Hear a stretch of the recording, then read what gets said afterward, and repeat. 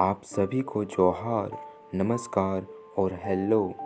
आज हम पढ़ेंगे पॉलिटिकल आइडियोलॉजी का सेकंड टॉपिक या सेकंड चैप्टर डेमोक्रेटिक सोशलिज्म। इससे पहले पहला चैप्टर हम political ideology meaning and contents पढ़ चुके हैं। अगर वो वीडियो आपने नहीं देखा है तो पहले जाकर के उसे देख लें। लोकतांत्रिक समाजवाद को समझने से पहले लोकतंत्र क्या है और समाजवाद क्या है, इन दोनों को समझ लेते हैं, तब हमें लोकतांत्रिक समाजवाद क्या है यह समझने में आसानी होगी। लोकतंत्र दो शब्दों से बना है, लोक प्लस तंत्र, जिसमें लोक का मतलब जनता या प्रजा से है, प्लस तंत्र का अर्थ है शासन, यानी कि जनता का शासन या प्रजा का शासन। अगर इसकी परिभाषा देखें तो वह है जनता द्वारा जनता के लिए जनता का शासन। लोकतंत्र क्या कहता है कि जनता को यानी प्रजा को समान अधिकार है या फिर उनको समान अधिकार होना चाहिए, जहाँ नहीं है वहाँ होना चाहिए, और प्रत्येक को राजनीति में हिस्सा लेने का अधिकार है, ऐसा लोकतंत्रवादी का मानना है। समाजवाद एक आर्थिक सामाजिक दर्शन है। समाजवादी व्यवस्था में धन संपत्ति का स्वामित्व और वितरण समाज के नियंत्रण के अधीन रहते हैं। आर्थिक, सामाजिक और वैचारिक प्रत्यय के तौर पर समाजवाद निजी संपत्ति पर आधारित अधिकारों का विरोध करता है। उसकी एक बुनियादी प्रतिज्ञा यह भी है कि संपदा का उत्पादन और वितरण समाज या राज्य के हाथों में होना चाहिए। राजनीति के आधुनिक अर्थों में समाजवाद को पूंजीवाद या मुक्त बाजार के सिद्धांत के विपरीत देखा जाता है। एक राजनीतिक विचारधारा के रूप में समाजवाद यूरोप में 18वीं और 19वीं सदी में उभरे औद्योगिकरण की अनन्य क्रिया में विकसित हुआ है। लोकतांत्रिक समाजवाद, लोकतंत्र प्लस समाजवाद। लोकतांत्रिक समाजवाद संकीर्ण और स्वार्थपूर्ण व्यक्तिगत हितों के बजाय संपूर्ण समाज के अधिकांश हितों के महत्व पर भारी बल देता है। यह व्यक्तियों अथवा हस्तक्षेप की नीति के विरुद्ध है। यह सामुदायिक कल्याण का सिद्धांत है। यह प्रतिस्पर्धा के बजाय सहयोग को बढ़ावा देता है तथा नियोक्ता और कर्मचारी के मध्य प्रतिद्वंद्विता को दूर करता है।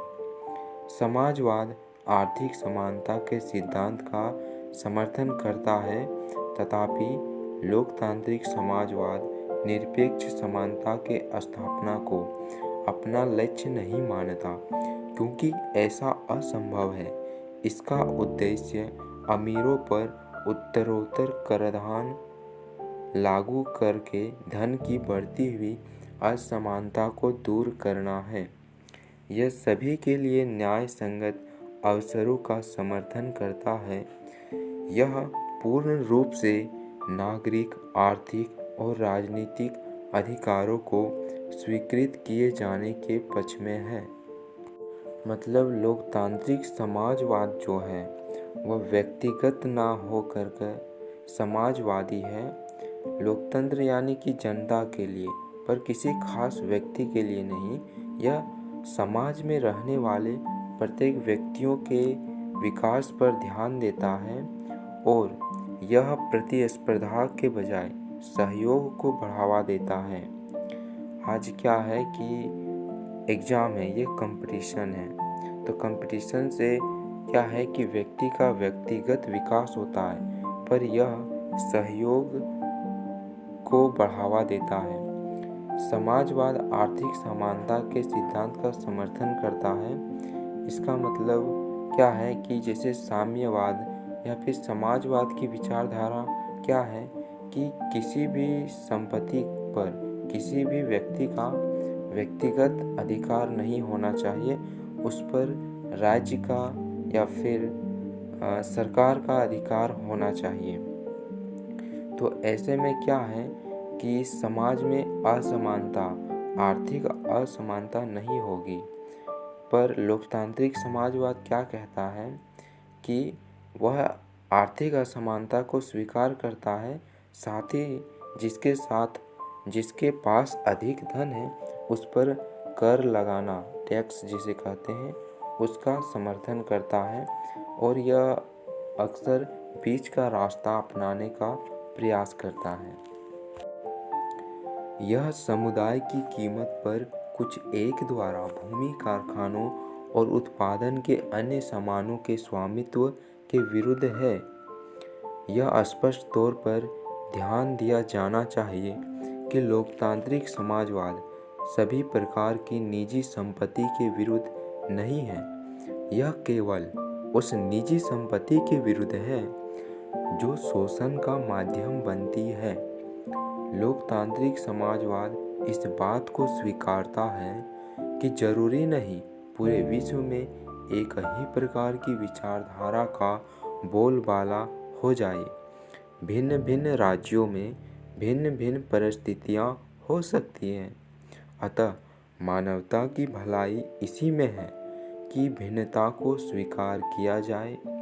लोकतांत्रिक समाजवाद दो से अधिक विचारों या दो विचारों के मध्य बीच का रास्ता अपनाती है।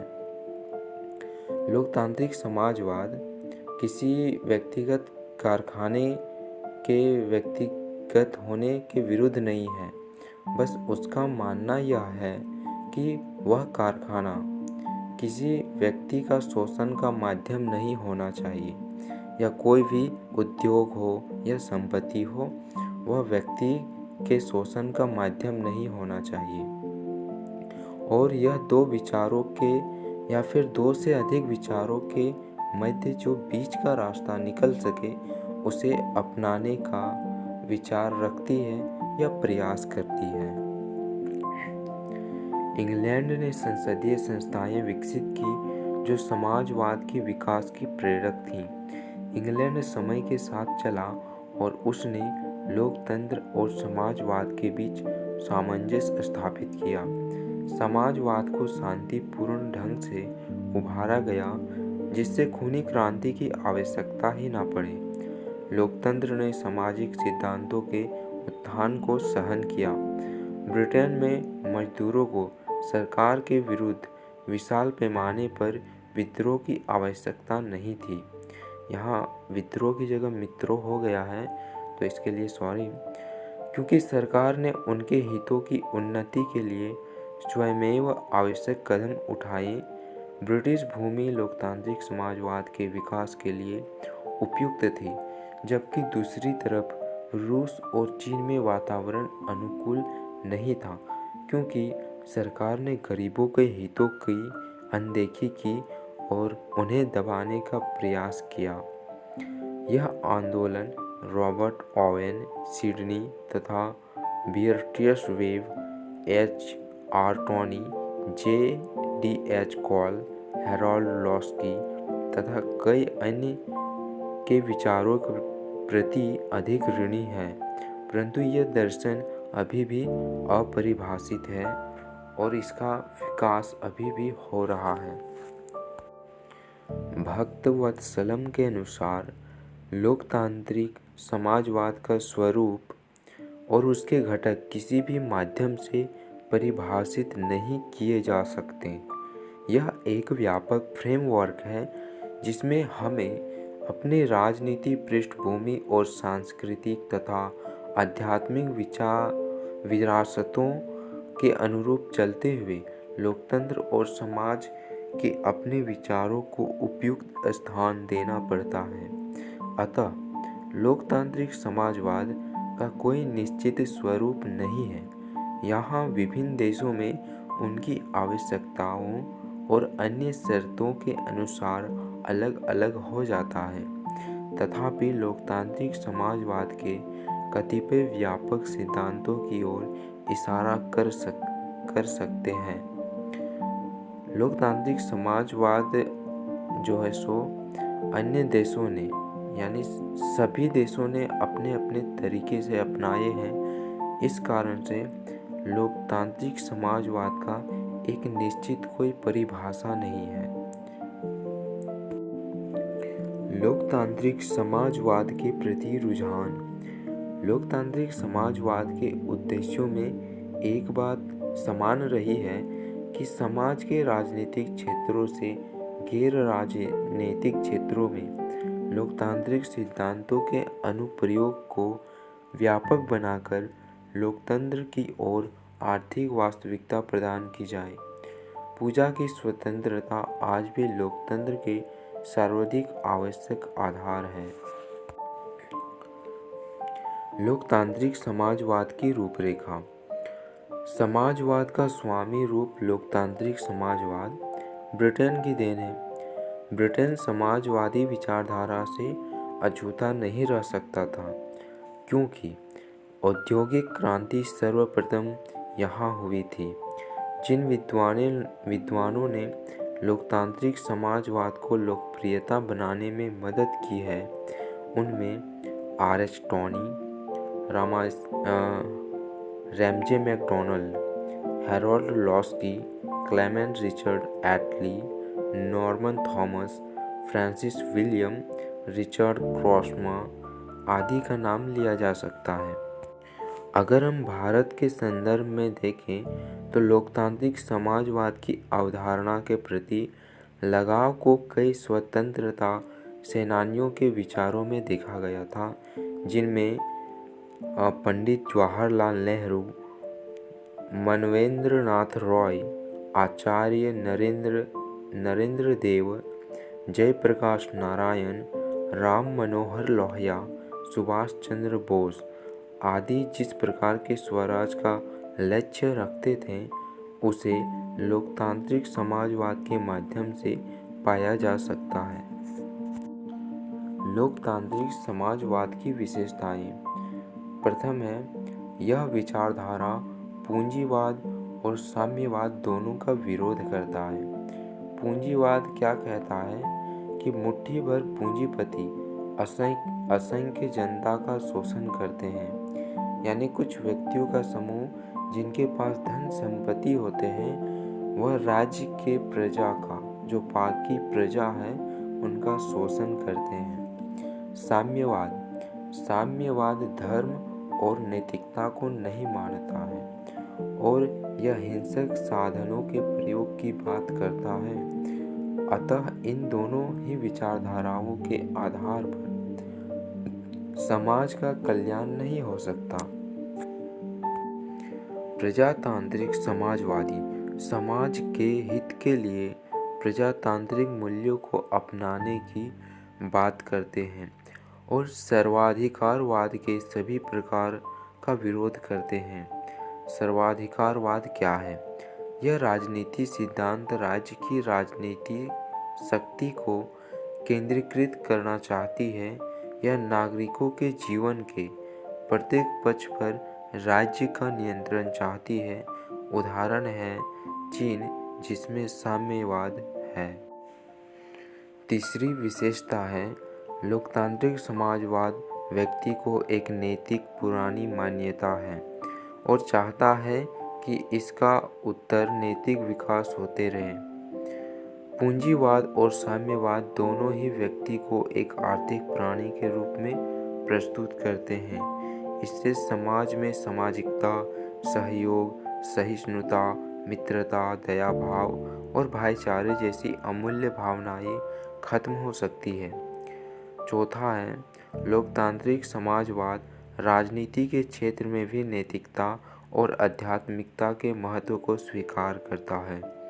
ऐसी मान्यता है कि उचित साध्यों की प्राप्ति के लिए श्रेष्ठ साधनों का प्रयोग करना चाहिए। पांचवी विशेषता है, यह पूंजीपति तथा श्रमिक वर्ग के मध्य एकता की स्थिति कायम करना चाहता है।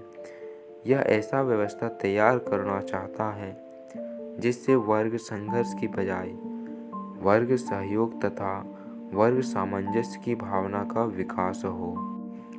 छठी विशेषता है, लोकतांत्रिक समाजवाद पूंजीवाद तथा साम्यवाद दोनों के दोषों को त्याग कर उनके श्रेष्ठ मूल्यों को अपनाने की बात करता है। इस प्रकार यह बीच का रास्ता निकालने का प्रयास करता है।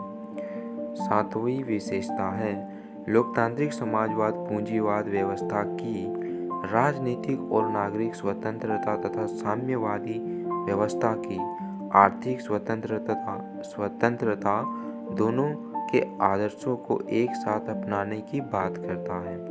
आठवीं विशेषता है इसका मानना है कि देश की अर्थव्यवस्था पर लोकतांत्रिक नियंत्रण स्थापित होने चाहिए। जनता द्वारा चुने गए जनप्रतिनिधियों के माध्यम से अर्थव्यवस्थाओं की देखरेख होनी चाहिए। नवीं विशेषता है यह राष्ट्रीयकरण के बजाय सामाजिकरण की मांग करते हैं।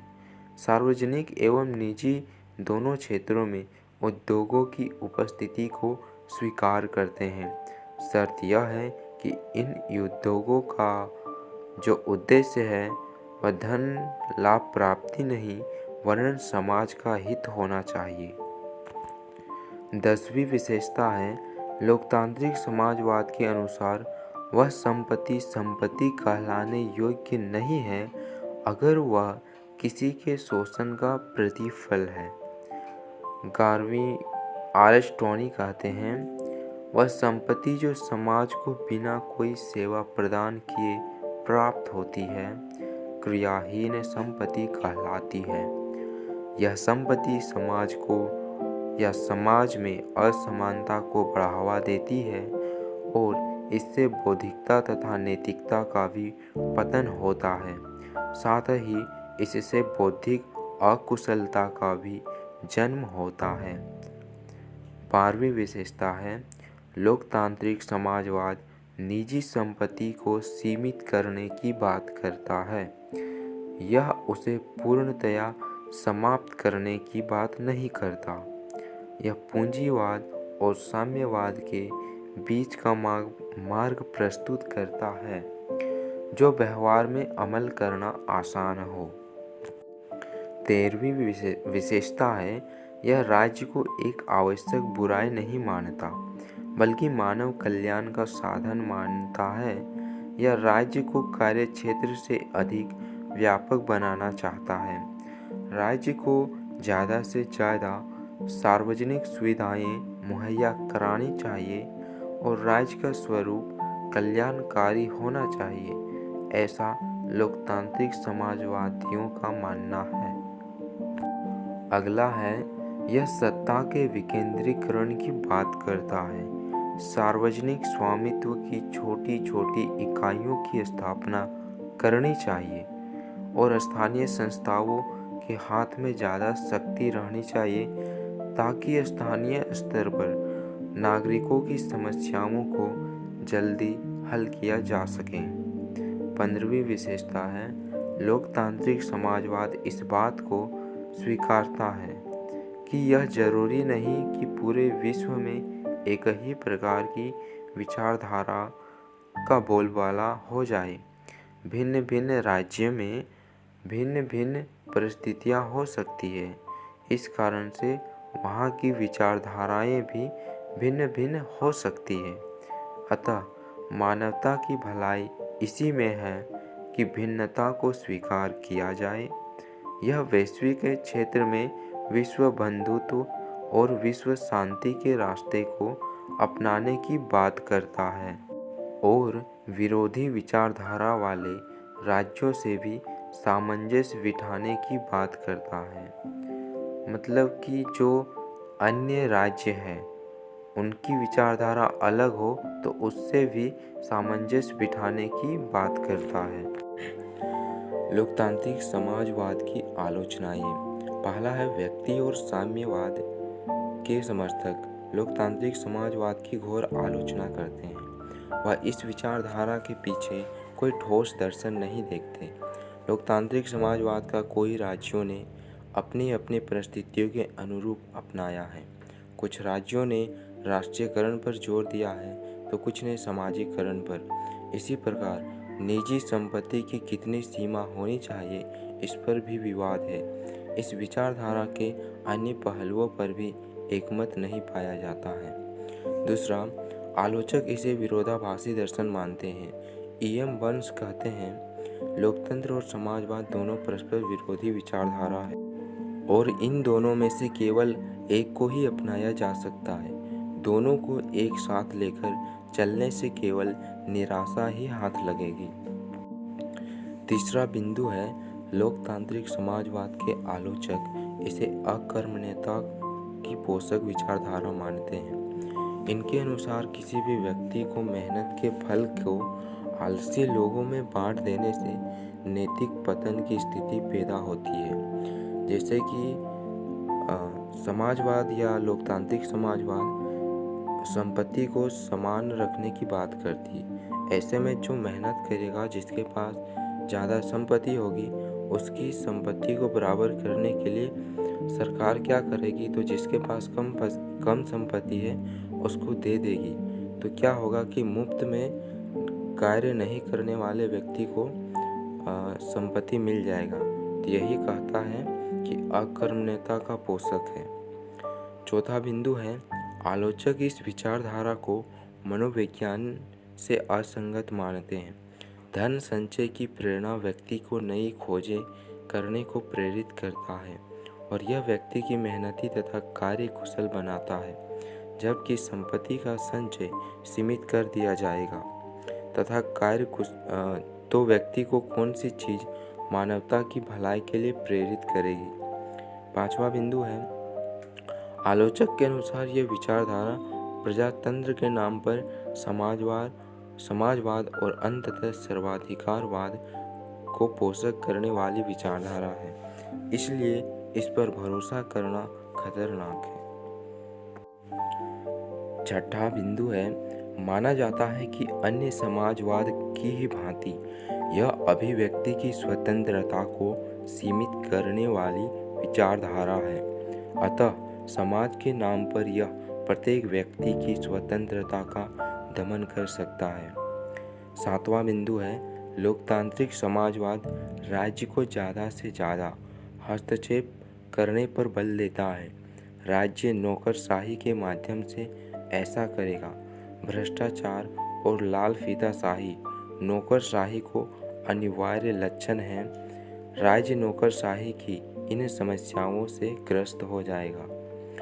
तो यहाँ पर कुछ बिंदु आए हैं, जैसे नौकरशाही, भ्रष्टाचार, लाल फीताशाही। पहले हम इसे समझ लेते हैं। भ्रष्टाचार का अर्थ है आचरण भ्रष्ट, दूषित या निंदनीय आचार विचार या फिर व्यक्तिगत लाभ के लिए सार्वजनिक शक्ति का प्रयोग। जो शक्ति लोगों के भलाई के लिए दिया जाता है, उसका जब वह व्यक्तिगत प्रयोग अपने स्वार्थ के लिए, अपने विकास के लिए, पैसे कमाने के लिए करने लगता है, तो वह भ्रष्टाचार कहलाता है। दूसरा है लाल फीताशाही। इसमें है कि प्रशासनिक नियमों की सख्ती से पालन करना जो निर्णय करने की प्रक्रिया में बाधक बने। हम अक्सर देखते हैं कि नियम पालन करने के चक्कर में जो न्याय मिलना चाहिए, जो कार्य होना चाहिए, वह नहीं होता। सिर्फ और सिर्फ हम नियमों का पालन करते हुए रह जाते हैं। तीसरा आता है नौकरशाही। शासन द्वारा नियुक्त कर्मचारी, प्रशासन द्वारा नियुक्त कर्मचारी या अधिकारी तंत्र जो कि सरकार का गुलाम बनकर कार्य करती है। उनके पास पावर तो होता है, बट वे उसका यूज सही तरीके से नहीं कर पाते हैं। आठवां बिंदु हम देखते हैं, आलोचक लोकतांत्रिक समाजवाद के शांतिपूर्ण और अहिंसक साधनों की भी आलोचना करते हैं। लोकतांत्रिक समाजवाद शांतिपूर्ण परिवर्तन की बात करते हैं, पर आलोचक का मानना है कि इतिहास में जितने भी महान परिवर्तन हुए हैं वह क्रांति के माध्यम से ही हो पाए हैं। अतः यह व्यवस्था में परिवर्तन लाने में यह विचारधारा असक्षम है। नौवां बिंदु है, लोकतांत्रिक समाजवाद वर्तमान वैश्वीकरण और भूमंडलीकरण की दुनिया में प्रासंगिक नहीं है। उत्पादन उपभोक्ता की इच्छा अनुसार नहीं किया जाएगा। इस पर राज्य का अगर नियंत्रण रहेगा, लोगों को सामान व सेवाओं की गुणवत्ता से समझौता करना पड़ेगा। इस प्रकार यह व्यवस्था जनता के लिए अहितकारी सिद्ध होगी। मतलब क्या है कि जैसे जिस चीज़ का जितना डिमांड है, उद्योग वाला उतना ही उसका जो है सो उत्पादन करेगा, पर राज्य अगर उस पर नियंत्रण लगा देगा तो उपभोक्ताओं को यानी जो ग्राहक है उसे समझौता करना पड़ेगा। जो कंपनियां होगी उसे उस अनुसार बनाएगी जैसा राज्य कहेगा, ना कि जैसा डिमांड है उस अनुसार। लोकतांत्रिक समाजवाद की प्रासंगिकता। लोकतांत्रिक समाजवाद के आलोचकों ने कई कमियां गिनाई हैं, लेकिन यह कमियां या सीमाएं केवल सैद्धांतिक दृष्टि से ही महत्वपूर्ण लगती है। व्यवहारिक जगत में लोकतांत्रिक समाजवाद अन्य समाजवाद के रूपों से ज़्यादा कारगर सिद्ध होता प्रतीत होता है। जो भी थोड़ी बहुत कमियां नज़र आ रही हैं वह मानवीय स्वभाव या चरित्र की कमियां हो सकती हैं। अगर मानव अपने स्वभाव में आई कमियों को दूर करने का प्रयास नहीं करेंगे तो दुनिया की कोई भी विचारधारा उनका भला नहीं कर सकती।